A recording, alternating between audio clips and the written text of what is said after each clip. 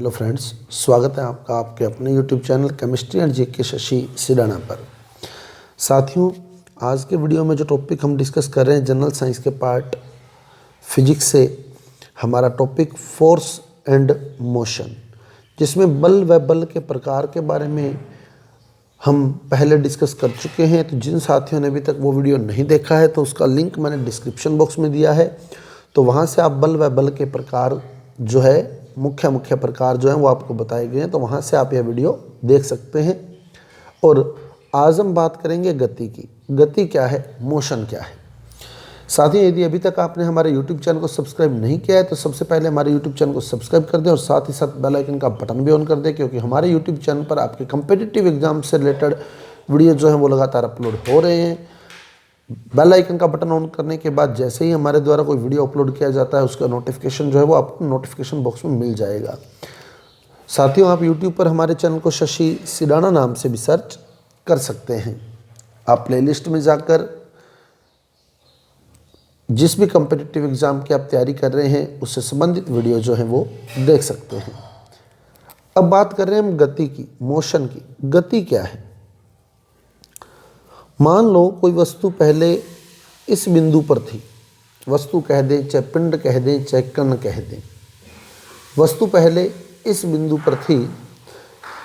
अब वो वस्तु जो है वो थोड़े समय बाद यहाँ से मूव करके इस बिंदु पर आ गई है, तो हम यही कहते हैं कि ये वस्तु गति कर रही है। ये वस्तु गति कर रही है, पहले यहाँ थी अब यहाँ आ गई है।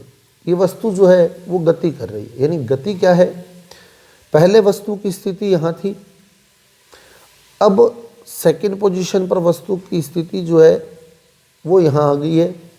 तो यानी समय के साथ साथ वस्तु की स्थिति बदल रही है। अब यदि वस्तु यहाँ पहुँच जाए, फिर वस्तु यहाँ पहुँच जाए, तो समय के साथ साथ वस्तु की स्थिति बदल रही है।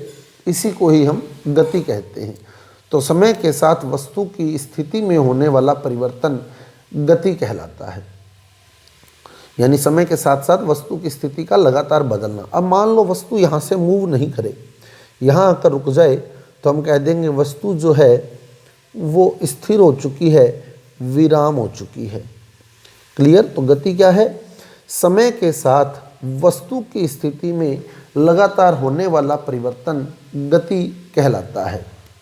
समय के साथ वस्तु की स्थिति में होने वाला परिवर्तन गति कहलाता है। अब गति जो है वो मुख्य 3 प्रकारों में बांटी जाती है, और भी डिस्कस करेंगे हम, लेकिन जो मेन मानते हैं हम सरल गति या सरल रेखीय गति, वृत्ताकार गति या वर्तुल गति और दोलन गति। इसके अलावा और भी होती है, प्रक्षेप्य गति होती है, घूर्णन गति होती है, तो वो भी डिस्कस करेंगे हम। परिभ्रमण गति होती है, परिक्रमण गति होती है, वो सारी डिस्कस करेंगे हम। सरल गति, वृत्ताकार गति, दोलन गति। सरल गति, सरल गति, वृत्ताकार गति और दोलन गति। सरल गति क्या है, सरल रेखीय गति भी बोल सकते हैं इसको, सरल रेखीय गति। सरल रेखीय गति क्या होती है, यदि कोई वस्तु बिल्कुल सीधी रेखा में ही गमन कर रही है, बिल्कुल स्ट्रेट लाइन में मूव कर रही है, बिल्कुल स्ट्रेट लाइन में चल रही है, तो उसकी गति को हम सरल रेखीय गति कहते हैं। वृत्ताकार गति क्या है, यदि कोई वस्तु वृत्तीय पथ में गति कर रही है, यदि कोई वस्तु वृत्तीय पथ में गति कर रही है तो उसकी गति को वृत्ताकार गति कहते हैं। और दोलन गति क्या है, यदि कोई वस्तु मध्य स्थिति के दोनों ओर, जैसे मान लो पेंडुलम है, तो पेंडुलम बिल्कुल स्ट्रेट हो तो यूँ लटका होगा ऐसे। अब जब पेंडुलम गति करता है तो वो मध्य स्थिति यानी इस स्थिति के दोनों ओर मूव करता है। वो इधर भी जाता है मूव करके, और वो मूव करके बाद में इधर भी आता है। तो ये होती है दोलन गति या दोलनी गति, यानी सरल लोलक की गति। यदि कोई पिंड मध्य स्थिति के दोनों ओर गति करता है नियत समय अंतराल में, यानी जितने सेकंड में वो इधर जाएगा उतने ही सेकंड में वापस माध्य स्थिति पर लौटेगा और उतने ही सेकंड में वापस यहाँ आ जाएगा। तो नियत समय अंतराल में माध्य स्थिति के दोनों और यदि कोई पिंड गति करता है तो उस गति को हम दोलन गति या दोलनी गति कहते हैं। झूले की गति यही होती है, जो हम पेड़ से रस्सी बांधकर झूला लगाते हैं उसकी गति दोलन गति ही होती है। पेंडुलम की गति दोलन गति होती है। सरल लोलक की गति दोलन गति है। छड़ लोलक की गति दोलन गति है। वृत्ताकार गति, कोई वस्तु वृत्तीय पथ में गति कर रही है, जैसे पत्थर से धागे से पत्थर बांध दें और उसे लगातार हम घुमाते रहें तो वो वृत्ताकार गति होगी। सरल रेखीय गति, वस्तु किसी सीधी रेखा में गति कर रही है तो ऐसी गति को सरल रेखा गति सरल रेखीय या सरल रेखा गति कहते हैं। जैसे अपने जो मान लें एक बिल्कुल स्ट्रेट पाइप है, इसमें मैंने कोई बॉल फेंकी तो वो बॉल जो होगी वो सरल रेखीय गति करती हुई यहाँ आएगी। क्लियर? बॉल बिल्कुल सरल रेखीय गति करती हुई नीचे की ओर मूव करेगी। तो ये कुछ मुख्य गतियाँ थी जिसमें सरल रेखीय गति, वृत्ताकार गति और दोलन गति हमने डिस्कस की।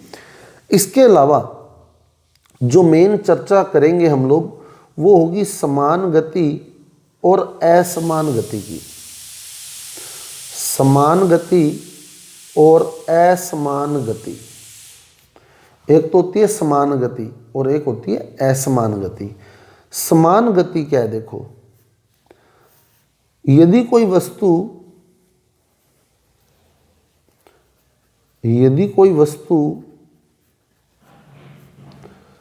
नियत समय अंतराल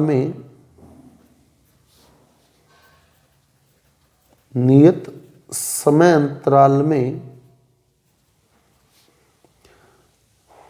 यदि कोई वस्तु नियत समय अंतराल में समान दूरी तय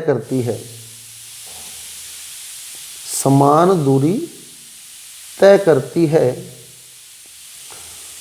तो उसकी गति समान गति कहलाती है। जैसे देखो, मान लो हम लोग पैदल चल रहे हैं, सपोज कि हमने 5 मिनट में 100 मीटर की दूरी तय की। 5 मिनट में 100 मीटर की दूरी तय की। अगले 5 मिनट में फिर 100 मीटर की दूरी तय की। अगले 5 मिनट में फिर 100 मीटर की दूरी तय की। अगले 5 मिनट में फिर 100 मीटर की दूरी तय की। तो हमारी गति जो होगी वो समान गति होगी, क्योंकि हम नियत समय अंतराल में समान दूरी तय कर रहे हैं। हर 5 मिनट में 100 मीटर की दूरी तय कर रहे हैं। तो अगर इसका ग्राफ देखें मान लो हम, तो इसका ग्राफ जो होगा बिल्कुल सरल रेखा के रूप में प्राप्त होगा। जैसे देखो, यहाँ मान लो टाइम है, इस अक्ष पर टाइम है और इस अक्ष पर दूरी है। अब पहला 5 मिनट यहाँ हो गया, ये 0 से 5 मिनट, तो हमने दूरी तय की 100 मीटर की, ये मान लो 100 मीटर हो गया। क्लियर? फिर अगले 5 मिनट में यानी यहाँ 10 मिनट हो गया। क्लियर? तो दूरी हो गई कितनी? 200 मीटर की। 200 मीटर की। अगले 5 मिनट में यानी यहाँ 15 मिनट हो गया और दूरी होगी कितनी? 300 मीटर की। अब 5 मिनट में 100 मीटर था, 10 मिनट में 200 मीटर हो गया, 15 मिनट में 300 मीटर हो गया। अब यदि इनको मिलाया जाए तो बिल्कुल सरल रेखा प्राप्त होती है। सरल रेखा प्राप्त होती है, यानी वस्तु जो है वो बिल्कुल यूं चल रही है, ऐसे। क्लियर? समान वेग से, हम यूं भी कह सकते हैं, यदि कोई वस्तु समान वेग से गति कर रही है तो उसकी गति को हम समान गति के नाम से जानते हैं। कैसे? देखो, वेग समान कैसे रहा? वेग क्या होता है? दूरी बटे समय। विस्थापन बटे समय हो गया। दूरी निश्चित दिशा में तय की गई दूरी विस्थापन कहलाती है। तो वेग होता है विस्थापन बटे समय। तो यहाँ विस्थापन हुआ 100 मीटर का, समय लगा 5 मिनट, तो 100 बटे 5 यानी 20 मीटर प्रति सेकंड। यहाँ मूल बिंदु से विस्थापन हो गया 200 मीटर का, समय लगा 10 मिनट, तो यहाँ भी वेग 20 मिनट, 20 मीटर प्रति मिनट, यहाँ भी 20 मीटर प्रति मिनट, यहाँ भी 20 मीटर प्रति मिनट। अगली बार मूल बिंदु से देखें तो दूरी हो गई या विस्थापन हो गया 300 मीटर का, समय लग गया 15 मिनट, तो यहाँ भी आएगा 20 मीटर प्रति मिनट। यानी हर बार वेग जो है वो 20 मीटर प्रति मिनट ही आ रहा है, अतः वेग जो है वो बिल्कुल समान है। तो हम यूँ भी कह सकते हैं यदि कोई वस्तु नियत समय अंतराल में समान दूरी तय करती है तो उसकी गति समान गति कहलाती है।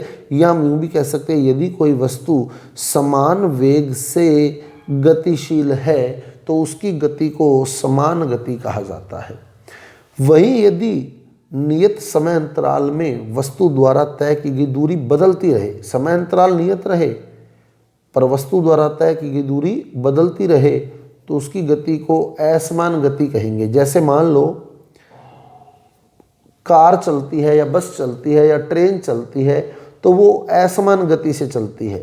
पहले वो बस रुकी होती है, फिर वो चलने लग जाती है, चलती चलती वो 100 मीटर सुई उसकी 60 पे आ जाती है, मतलब वो 60 किलोमीटर प्रति घंटे की रफ्तार से चल रही है। फिर वो जब मान लो कोई ब्रेकर आएगा या कोई साधन आगे रश आ जाएगा तो वो ड्राइवर धीरे करेगा तो उसकी स्पीड जो होगी वो मान लो 20 पे आ गई, तो इसका मतलब उसकी गाड़ी की स्पीड 20 किलोमीटर प्रति सेकंड हो गई। फिर वो खाली रोड देखेगा, वो स्पीड फिर बढ़ा देगा एकदम, और सुई जो होगी वो गाड़ी की 80 पे आ जाएगी, तो इसका मतलब अब वो 80 किलोमीटर प्रति घंटे की रफ्तार से चल रही है। तो वो गति असमान गति होती है। क्लियर? वो गति असमान गति होती है। तो जैसे पहले 5 मिनट में मान लो हमने 100 मीटर दूरी तय कर ली, अब अगले 5 मिनट में हम 150 मीटर दूरी तय कर जाएं, यानी पहले 100 मीटर पे थे अब 250 मीटर पे पहुंच जाएं, अगले 5 मिनट में हम 50 मीटर दूरी ही तय कर पाए, तो ऐसी गति को हम असमान गति कहते हैं। ऐसी गति को हम असमान गति कहते हैं। तो इसमें वेग कभी तो बढ़ता है, कभी, अब जैसे पहले यूं बिल्कुल ऐसे आया, अब इस लाइन को इमेजिन करें हम तो ये यूं जाएगी। अब इस लाइन को इमेजिन करें अगर हम तो ये यूं आ जाएगी। तो वेग कभी घट रहा है कभी बढ़ रहा है। अब मान लो अगले 20 मिनट पे वेग जो है वो कम हो गया, अगला टाइम तो बढ़ा पर जो वेग था वो दूरी तो बढ़ेगी लेकिन वेग मान लो घट गया उसका, तो वेग बदल रहा है लगातार, वेग जो है वो लगातार बदल रहा है, वेग लगातार बदल रहा है, कम ज़्यादा हो रहा है, कभी ये वेग जो है वो बदल रहा है, चेंज हो रहा है। तो ऐसी गति को हम असमान गति कहते हैं। तो असमान गति क्या होता है? यदि वस्तु नियत समय अंतराल में समान दूरी तय नहीं करती तो उसकी गति को हम असमान गति कहते हैं। और क्योंकि गति असमान है तो इसका मतलब उसका वेग भी असमान होगा, यानी वेग भी परिवर्तित होता रहेगा। जैसे पहले देखें, पहली स्थिति में मान लो वस्तु ने दूरी तय की 100 मीटर की, समय था 5 मिनट, तो उसका वेग था 20 मीटर प्रति मिनट, 20 मीटर प्रति मिनट। अगले में मूल बिंदु से दूरी होगी 250 मीटर की, समय लगा 10 मिनट, तो उसका वेग हो गया 25 मीटर प्रति मिनट, 25 मीटर प्रति मिनट। तो वेग जो है वो चेंज हो रहा है, वेग चेंज हो रहा है, यानी हम ऐसे भी कह सकते हैं कि जिसमें ऐसी गति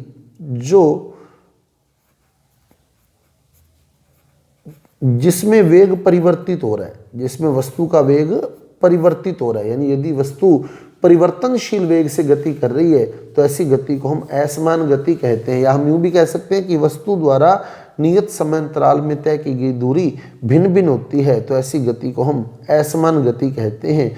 और वेग परिवर्तन की दर को त्वरण कहा जाता है। वेग बदलता है तो इसका मतलब त्वरण की बात आएगी, क्योंकि त्वरण क्या होता है? वेग में परिवर्तन बट्टे परिवर्तन में लगा समय, वेग में परिवर्तन बट्टे परिवर्तन में लगा समय। तो इसका मतलब अब जब असमान गति की बात आएगी तो असमान गति में वेग परिवर्तित हो रहा है और वेग परिवर्तन की दर को ही हम लोग क्या कहते हैं? त्वरण कहते हैं। यानी यहाँ से हम मूव करेंगे किधर? त्वरण की ओर। तो अब आ जाएगा त्वरण, और त्वरण से फिर बनेंगी आगे गति की समीकरणें। तो त्वरण से ही बनेंगी गति की समीकरणें। तो साथियों, गति की समीकरण जो है पहले वो त्वरण पे हमने पहुंचना है। तो त्वरण पे हम कौन सी गति से पहुंचे? असमान गति से। समान गति क्या थी? जिसमें वस्तु द्वारा नियत समय अंतराल में सेम दूरी तय की जा रही थी, उस गति को हम समान गति कहते हैं। और हम यूं भी कह सकते हैं कि जिसमें वस्तु नियत वेग से समान वेग से गति कर रही है। असमान गति क्या है? यदि वस्तु द्वारा नियत समय अंतराल में तय की गई दूरी भिन्न भिन्न है तो ऐसी गति को हम असमान गति कहते हैं। और हम कह सकते हैं कि असमान गति में वेग जो है वो लगातार बदलता रहता है और वेग परिवर्तन की दर को हम क्या कहते हैं? त्वरण कहते हैं। और त्वरण पर आते ही गति की समीकरणें आ जाएंगी। क्लियर? तो अगले वीडियो में हम बात करेंगे त्वरण। त्वरण मैं आप बता देता हूं आपको, फिर गति की समीकरणों को हम नेक्स्ट वीडियो में डिस्कस करेंगे। त्वरण क्या है? वेग में परिवर्तन की दर को त्वरण कहते हैं। जैसे एक सिंपल सा एग्जांपल लो, इंग्लिश में इसको एक्सीलरेशन बोलते हैं। एक्सीलरेशन, ये तो आपको पता होगा कि गाड़ी में एक्सीलरेटर होता है। गाड़ी में एक्सीलरेटर होता है, वो क्या काम करता है? एक्सीलरेटर गाड़ी की स्पीड को बढ़ाता है। स्पीड को, अगर हम एक्सीलरेटर को दबा दें तो जिसको हम लोग रेस बोलते हैं, वो एक्चुअल में एक्सीलरेटर है। वो क्या करेगा? स्पीड को बढ़ा देगा। अगर उससे हम पैर हटा लें तो वो स्पीड को घटा देगा। क्लियर? जिसको हम रेस बोलते हैं वो त्वरण होता है, वो एक्सीलरेटर होता है वो। क्लियर? तो वो उसको अगर दबा दें पैर से तो वो स्पीड बढ़ा देगा, अगर वो पैर हटा ले तो वो स्पीड घटा देगा। यानी या तो वेग ज़्यादा कर देगा वो, पहले मान लो गाड़ी धीरे धीरे चल रही है, अपने एक्सीलरेटर दबा दिया तो स्पीड बढ़ गई। अब गाड़ी बिल्कुल तेज़ चल रही है, हमने वो एक्सीलरेटर से पैर हटा लिया तो स्पीड घट गई। तो यानी वो वेग को बदल रहा है, इसीलिए उसको एक्सीलरेटर बोला गया है, क्योंकि वो त्वरण को बढ़ा रहा है या घटा रहा है, एक्सीलरेशन को बढ़ा रहा है या घटा रहा है। त्वरण होता है एक्सीलरेशन, एक्सीलरेशन को बढ़ा रहा है या घटा रहा है, इसीलिए उसे एक्सीलरेटर बोला गया है। क्लियर? तो वो क्या करता है? गाड़ी के वेग में परिवर्तन कर देता है। वेग में परिवर्तन बटे परिवर्तन में लगा समय, यही त्वरण कहलाता है। वेग में परिवर्तन बटे परिवर्तन में लगा समय। तो माना किसी वस्तु का प्रारंभिक वेग u है, किसी वस्तु का प्रारंभिक वेग u है। प्रारंभिक वेग कितना है? u। प्रारंभिक वेग u है। t समय बाद उसका जो वेग है वो v हो गया, यानी अंतिम वेग v है। t समय बाद उसका वेग v हो गया, तो जो त्वरण आएगा, वेग में परिवर्तन, पहले वेग कितना था? u, अब कितना हो गया? v, यानी अंतिम वेग माइनस प्रारंभिक वेग, v माइनस u बटे समय कितना है? t, v माइनस u बटे t। तो a बराबर, यानी एक्सीलरेशन बराबर v माइनस u बटे t। और जो व्हीकल्स में एक्सीलरेशन को चेंज करता है उसी को हम एक्सीलेटर बोलते हैं। क्लियर? a बराबर v माइनस u बटे t। अब इसका मात्रक क्या बनेगा त्वरण का? देखो, त्वरण बराबर वेग में परिवर्तन। तो वेग का मात्रक क्या था? मीटर प्रति सेकंड। ये हमने पहले पढ़ा है, वेग का मात्रक मीटर प्रति सेकंड होता है। समय का मात्रक क्या है? सेकंड। तो त्वरण बन गया क्या? मीटर प्रति सेकंड स्क्वायर, मीटर प्रति सेकंड स्क्वायर। और सेकंड स्क्वायर को जब आप ऊपर ले जाओगे तो त्वरण का मात्रक आ जाएगा metre second inverse square. Second square है, ऊपर ले जाओगे तो ये बन जाएगा सेकंड इनवर्स स्क्वायर। तो इस प्रकार त्वरण का मात्रक बनता है मीटर सेकंड इनवर्स स्क्वायर। तो ये है त्वरण। त्वरण क्या है? वेग में परिवर्तन बटे परिवर्तन में लगा समय, यानी हम कह सकते हैं वेग परिवर्तन की दर को त्वरण कहते हैं। और ये हमने आज के वीडियो में पढ़ा, जिसमें हमारा मेन टारगेट रहा समान गति और असमान गति को, क्योंकि असमान गति पर पहुंचते ही हम त्वरण पर पहुंच जाएंगे और त्वरण पर पहुंचते ही हम लोग गति की समीकरणों पर पहुंच जाएंगे। तो कल का हमारा टॉपिक यही रहेगा, गति की समीकरणें, ग्राफीय निरूपण। कल का जो हमारा टॉपिक होगा गति का ग्राफीय निरूपण। गति का ग्राफीय निरूपण से ही हम गति की समीकरणें निकाल लेंगे। तो गति का ग्राफीय निरूपण या गति की समीकरणें, तो कल के हम टॉपिक के अंदर गति की समीकरणें डिस्कस करने वाले हैं। साथियों, यदि आपको हमारे वीडियो अच्छे लग रहे हैं, आपके लिए बेनिफिशियल लग रहे हैं, तो कृपया हमारे वीडियो को लाइक कर दीजिए, शेयर कर दीजिए और हमारे चैनल को सब्सक्राइब कर दीजिए। मिलते हैं अगले वीडियो के साथ। धन्यवाद।